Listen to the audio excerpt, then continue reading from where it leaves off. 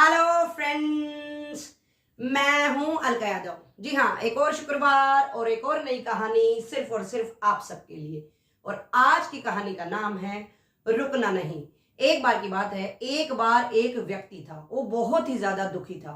और दुखी इसलिए था कि उसके पिता की मृत्यु हो चुकी थी और घर की सारी जिम्मेदारियां उसके ऊपर आ चुकी थी। वो बहुत ज्यादा परेशान रहने लगा था, उसका किसी भी काम में मन नहीं लगता था, किसी से भी बात करने का उसका बिल्कुल भी मन नहीं करता था।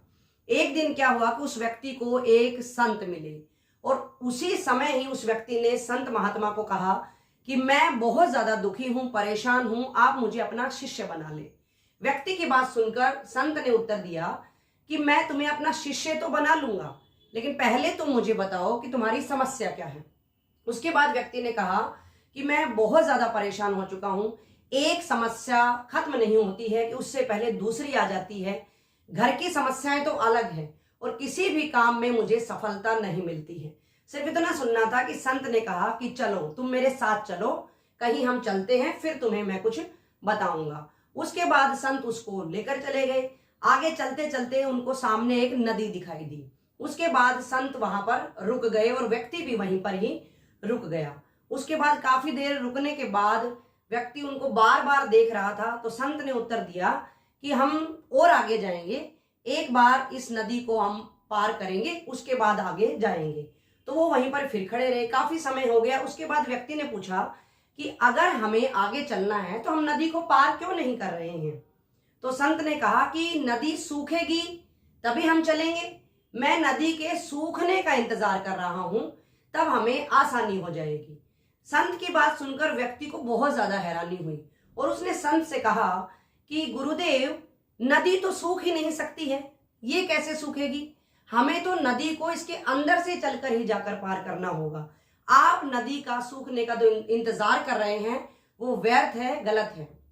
सिर्फ इतना सुनना था कि संत मुस्कुराने लगे और संत ने कहा कि तुम्हें ये तो समझ आ गया कि नदी कभी सूख नहीं सकती है और नदी का सूखने का जो मैं इंतजार कर रहा हूं वो व्यर्थ है, गलत है, और तुम्हें अपनी समस्या का समाधान नहीं मिल रहा है। तो व्यक्ति ने कहा कि हाँ गुरुदेव, मुझे तो अभी भी समझ नहीं आया है। उसके बाद संत ने कहा कि जिस तरह से नदी सूख नहीं सकती है, ठीक इसी तरह से हमारा जो जीवन है वो भी नदी के समान ही है और इसमें जो भी समस्याएं हैं वो कभी भी समाप्त हो ही नहीं सकती है। दिन प्रतिदिन समस्याएं आती रहेंगी, कभी सुख आएगा, कभी दुख आएगा, लेकिन ऐसा कभी नहीं होगा कि हमारे जीवन में उतार चढ़ाव ना आए।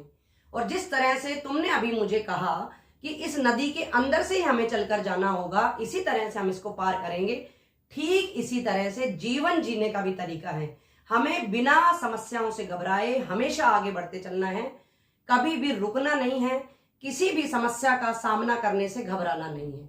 तो देखा बच्चों और दोस्तों, मैं भी यही कहना चाहूंगी कि हमारे जीवन में नित्य प्रति हर रोज कभी छोटी, कभी बड़ी, कभी बहुत बड़ी समस्या आती ही रही है और आगे भी आती रहेंगी, लेकिन आप कभी भी घबराएं नहीं।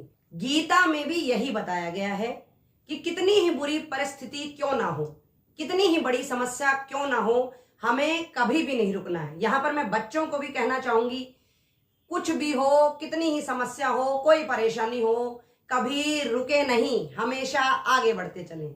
खुश रहें, सुरक्षित रहें, मेरे साथ यूं ही बने रहें। हर शुक्रवार की तरह अगले शुक्रवार फिर से मिलेंगे। तब तक के लिए नमस्कार।